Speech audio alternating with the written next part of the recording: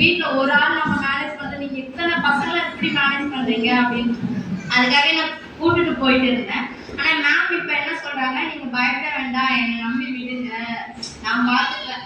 அதே மாதிரி அவங்க சொன்ன மாதிரி இப்போ ரொம்ப டிஃப்ரென்ஸ் தெரியுது. லேர்னிங் எதுவுமே நம்ம முதல்ல சொல்லி தந்தோம்னா கூட அதை கேட்கவே மாட்டான். இப்போ அவனா இன்ட்ரெஸ்ட் எடுத்து நோட் எடுத்துட்டு வந்தாலே ஸ்கெட்சோ கிரையான்ஸ் எதோ எடுத்துட்டு வந்தாலும் இன்ட்ரெஸ்ட் எடுத்து வந்து உட்கார்ந்து சொல்கிறான். இப்போ ஸ்கூலில் நீங்கள் என்ன சொல்லி தரீங்கன்னு நான் கேட்க சொல்ல மாட்டான். நைட்டோ ஈவினிங்கோ ஆயிடுச்சுன்னா ப்ரேயர் சாங் என்ன பாடுறாங்கன்னா தெளிவாக வரல வேர்ட்ஸ் இன்னும், ஆனாலுமே அது காலையில் வந்து என்ன ப்ரேயர் சாங் பாருங்க அது முதற்கொண்டு அவன் வரும்போது மேம்க்கு தேங்க்யூ பாய் பாய் சொல்லிட்டு வந்த வரைக்கும் இன்னைக்கு தெளிவாக சொல்கிறான். அது எனக்கு ரொம்ப பிடிச்சிருக்கு.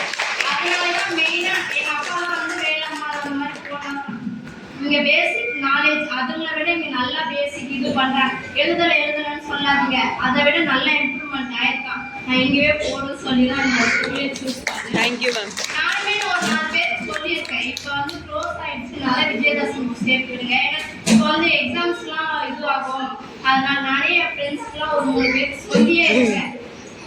இது யாருமே தயங்கவே தேவையில்ல. நல்லா மற்ற ஸ்கூல் எல்லாம் வந்து எடுத்த உடனே ஹோம்ஒர்க் அதிகம். இப்போ ஒரு அக்கா கூட என்னோட ஃப்ரெண்டு தான், அவங்க சொல்கிறாங்க இன்னும் எழுதவே இல்லைன்னு குழந்தை மிஸ் வந்து கண்டிக்கிறாங்களா. என் பொண்ணு அந்த அக்கா என்ன சொல்கிறாங்கன்னா உங்கள் பொண்ணு தான் பண்ணவே மாட்டேன்றா அப்படின்னு நான் அதெல்லாம் சொன்னேன். இங்கே அப்படிலாம் கிடையவே கிடையாது, நீங்கள் வேணால் சூஸ் பண்ணி பாருங்கன்னு சொல்லியிருக்கேன். அவங்களுமே நான் 2வது பொண்ணு இங்கேயே வேணால் சேர்க்குறேன் அப்படின்னு சொல்லிட்டு போயிருக்காங்க. ரொம்ப தேங்க்ஸ் எல்லா மேம்க்கும். அதே மாதிரி மேம்க்கு தீப்தி மேம்க்கு ரொம்ப தேங்க்ஸ்.